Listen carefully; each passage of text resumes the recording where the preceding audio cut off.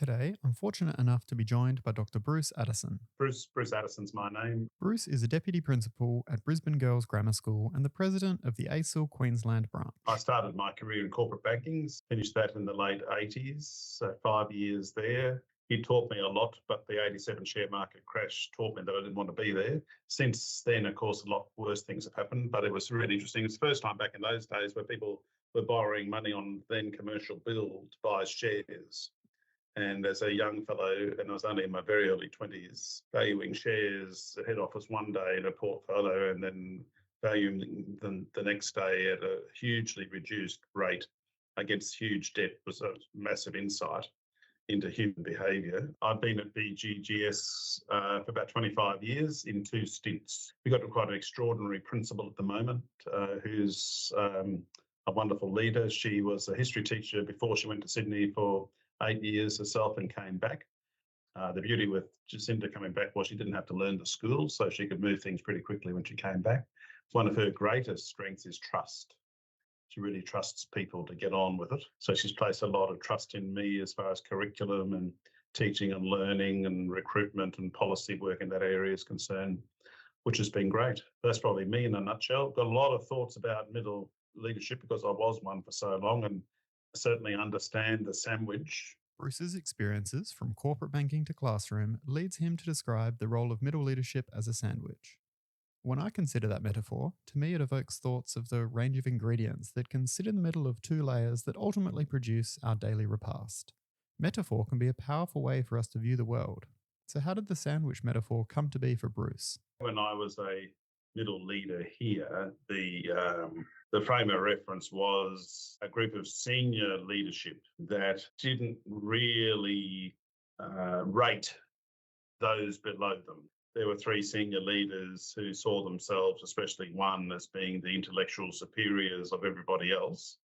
And you had to maneuver your way in that space that wasn't easy.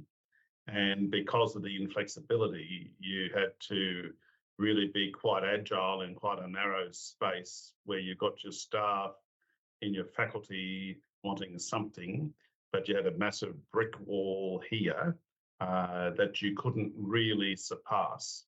And that was cultural, but it was also to do with that mean spirit of character that saw people as being inferior based on position. Now that's where I got the sandwich from, because you felt that's how I thought it. I don't know if I read it anywhere, but that's how I certainly felt. You felt jammed in the middle. That's had a profound impact on my approach when I've been in the senior leadership space.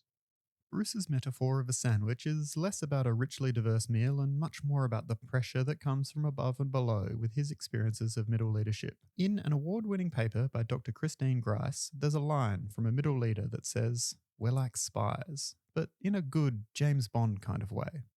An expert in middle leadership identity and influence with a compelling contribution is soon-to-be Dr. Susan Garson. I'm Susan. I've been a secondary teacher in Queensland for 25 years. I am trained in German and history. They're my 2 subject areas. I stepped into a middle leadership role here at Brisbane Girls Grammar School in 2013, leading the languages department. We teach 5 languages here. So it was a wonderful opportunity, international exchanges, all of that kind of thing, and quite a big staff with about 17 people in that group. I was with that team for 8.5 years, and then I moved sort of sideways into a flatter role, I guess, in the school, so looking after pedagogy more broadly. My experiences with the languages team were interesting because we introduced cultures of thinking as an approach to teaching and learning here at the school that underpinned a lot of what we were wanting to grab, not as a framework, but as a common language, I guess, across the school, because we are still quite faculty based. And I had quite a lot of success up in that faculty with people coming along with those ideas and trying to changing their practice, becoming more open. And that's what inspired my interest in doing some study in this area. So I'm currently doing a PhD in this middle leader identity influence space. Came up with some visual metaphors, I suppose, to offer a meta view of middle leadership practice that might be able to be personalised, I suppose, when people look at those visual metaphors.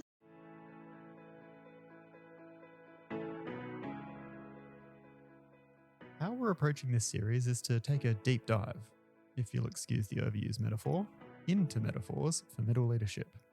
To do this, we're going to take the podcast to the ACEL Middle Leaders Summit. There, we'll gather metaphors for middle leadership from those at the coalface.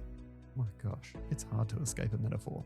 You can join the conversation on the Gold Coast live by recording your metaphor for middle leadership on the 2nd and 3rd of June. We would also love you to follow along over the next 8 weeks as we bring these metaphors to your commute, gym routine or housework as a part of the Purpose Topography Project podcast in collaboration with ACEL. The Australian Council for Educational Leaders National Middle Leadership Summit is proudly supported by the Department for Education, Queensland Government.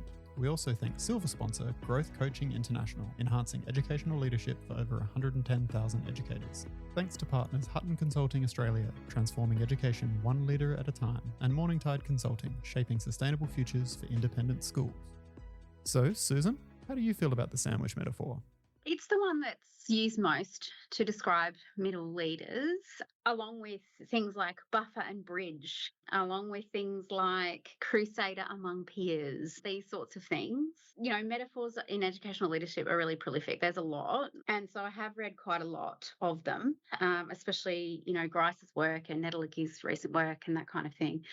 From my study, positionality with my interviewees was not really highly regarded. They did not see their positionality as a lever of influence necessarily. They sort of described themselves as connectors and advocates and supporters and this kind of stuff. And from the data, the two sort of metaphors that I came up with were one, that middle leaders themselves in their identity work are journeying, I suppose, and they're carrying resources of value with them. And what I found were the most important resources of value for them was their experience with social capital building in other busy fields, such as families, such as other workplaces like the hospitality industry, such as other schools where they've worked, and also their cultural capital. So their qualifications, their experience, their know-how about curriculum and pedagogy, they also leverage, but to a lesser extent than social capital.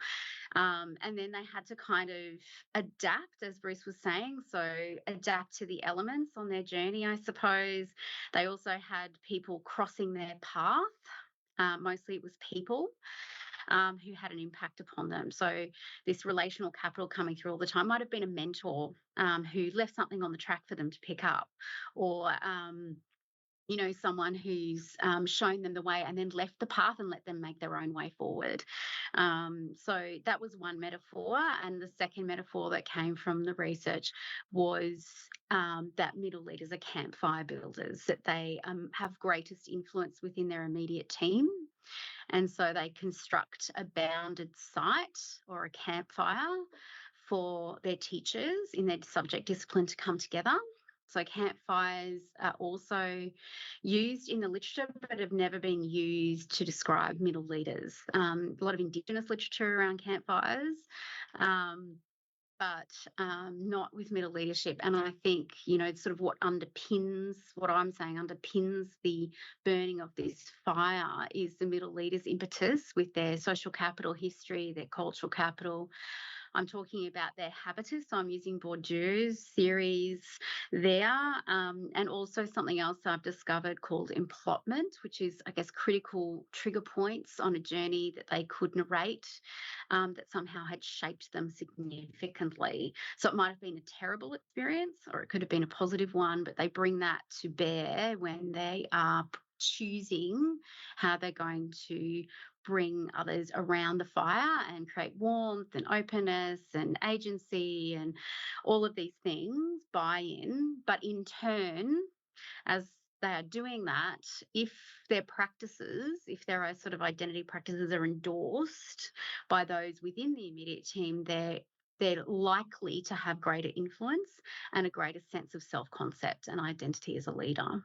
The two metaphors that Susan, Bruce and I will focus on in this episode arise from Susan's wonderful PhD studies. Middle leaders are on a journey, and middle leaders are campfire builders. Bruce, what's your take on these metaphors? That's exactly what it is. You are a stoker. It is a journey because you're going a journey yourself. You're taking your staff on a journey. All of that, absolutely. But the fundamental thing is that middle leaders are the engine rooms of schools, and that's just what it is. So, and this one in particular, that's such a faculty-based siloed place on purpose, and that's the culture of it, and it won't change. Those pivotal middle leaders are just so important for culture. They're so important for everything you want to achieve. So as far as I'm concerned, and the principal says to me, one of the most important things you do is having those heads of faculty as your direct reports, to have the relationship with them. And that's just really important. I think those people that don't stoke their middle leadership well and healthily only create problems for themselves as far as culture is concerned, and also the inability or ability to change as well, because it'll die on the beach of your middle leaders. Yeah. And, the sparks, if you've got, someone jumping outside, managing the conflict, it's not always comfortable. I think that was another finding from my study, that leading at the middle can be very uncomfortable at times, because you have people who might not want to contribute. And how do you, green logs in the fire, right? Like, how do you keep the fire burning without burning out yourself? And you need to gain that trust and that collegiality of people around you over time. So it's a long journey too. And no campfire is ever going to be exactly the same. And I think if you keep that stoking thing going, what we're also finding too, and it could be post-COVID, but we've had such incredible staffing changes in some areas here. So people here, 49% of the staff have been here 1 to 5 years. After you've been here 5 years, you probably stay here 30 years. It's one of those things. But there's that sort of turnover. Yeah. But because there's been that turnover in the culture of super academic expectation, it's been difficult for some key areas to keep the product, I hate that term, let's use it, keep the product going. And so I'm really concerned with a few of my colleagues at the moment, that how much room have they got left to be able to keep on restoking. So if we had the opportunity, I was saying this to a colleague earlier this morning, we had the opportunity to use the sort of pictorial language, put them to lie fallow for a year. That's what you do, so they can eat the good grass, get well, rest, and come back ready to enter that sort of paddock to keep that sort of imagery going. But it's very difficult to do that. We're lucky in Australia to have long service leave, but not everybody has long service leave. And then what we find too, and I've made a mistake myself, when you have long service leave, you're not disconnected. So what I would say to anybody that's going on long service leave, middle leadership space or any space, is to get the school to turn off your email at the system level here. I just went to Japan and I got the school to turn my email off for the first time. I felt totally exposed at first, but I was so relieved. So I think it's that inability to disconnect that makes it harder as well. That wasn't there so much when I was doing this, in the late 1990s and early 2000s. If you make a campfire and then leave the campsite, you smell like smoke for the next 2 weeks, right? You can't escape. Yeah. You can't escape it. Susan, you're... And the important... Yeah, the point too is that, if things fall over, it's your responsibility to restoke it and rebuild it as a middle leader. So that's the reticence to leave it totally, So I totally understand what Bruce is saying. I'd love to really lean into the metaphor, but before we do it, just want to pick up one of the things, Susan, you said was it's not always comfortable, and certainly Bruce, what you've described is through both your metaphor as a sandwich. Your sandwich metaphor definitely brought in this idea of tension, of compression, of squeezing. Christine's paper referring to being spies. There was a tension whether you were a spy above or a spy below. A lot of the literature is referring to somewhat of an adversarial description of what middle leadership is. Yet, Susan, your two are both optimistic and aspirational. Yeah, I critiqued Grice's article in my thesis. Whilst it was absolutely amazing, it wasn't met with the same data that I got from the people I interviewed. So they didn't see themselves as spies. They saw themselves as very much having very close working relationships with the people they worked with. They talked about oversight, but that's really as far as they went. And they often talked about having a great deal of autonomy to lead, more than I thought they would have, which gave them a sense of freedom to allow people to sort of take ownership of certain units of work or assessment or whatever, so they could sort of delegate a little bit. But it also, whilst we've had curriculum change, and her article was written during that time, these particular 8 middle leaders that I interviewed, whilst they've been through it as well, they saw it as an opportunity to bond with their people, actually. They saw, like, they spoke about how they are so proud of how they managed COVID and the curriculum change and everything that was going on as a collective. Is there a sense that maybe times have changed, not just the people studied had changed?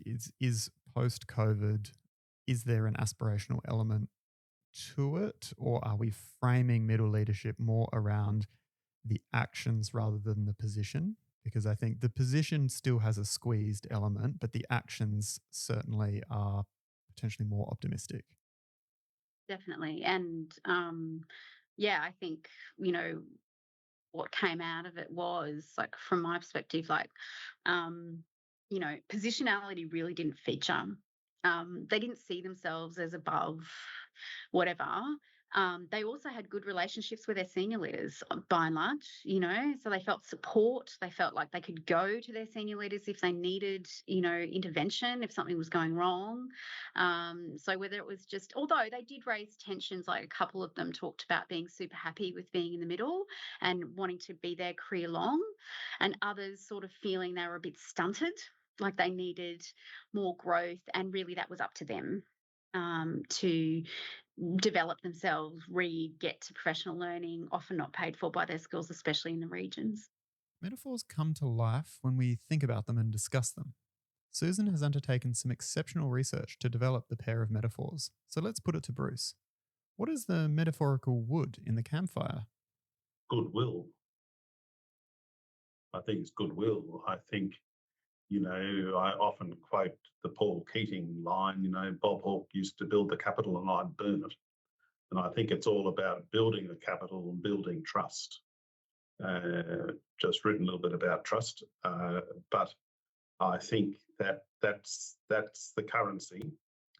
And if you have it built, even though things might get a bit rough and tumbly and those sorts of things, you can burn it, because if it's led well, or I don't like to use the word managed, but if whatever you do with it, if it's done well, then you'll build up more. That then builds relationship longitudinally, and that's what helps make things chug along and work in uncertain times. So just finished writing quite a big paper on AI, and we don't know what's going to happen with those particular ripples, but it is going to change lots of things. And we just don't know, as going around the world at the moment, we don't know what that change is going to be. But I think if you've got your capital stock well stocked, if you've got your trust stocks well stocked, if you've got your agency well stocked, you can stoke your campfire. It's when you don't have those that you're in a pickle.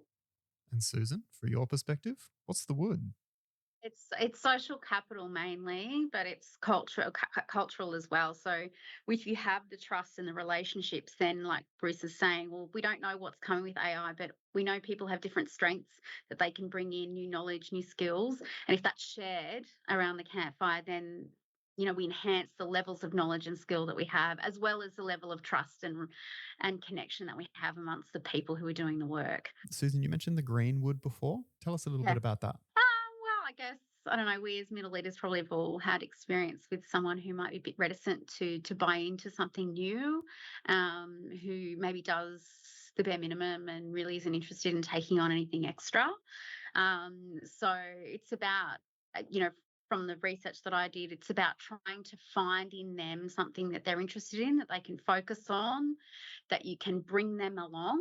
You're never going to necessarily have 100% buy-in, but if you've got most people on board, you're still going to get the work done effectively.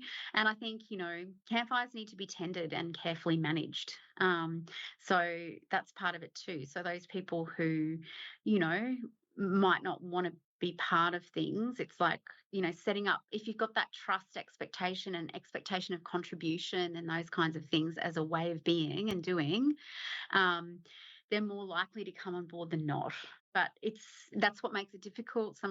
Most of the middle leaders said that the thing that keeps them up at night is conflict management, how they actually deal with staff. They've sought out their own professional learning in those areas. They all want more of it, no matter how long they've been doing middle leadership. Some in their 20 plus years middle leaders.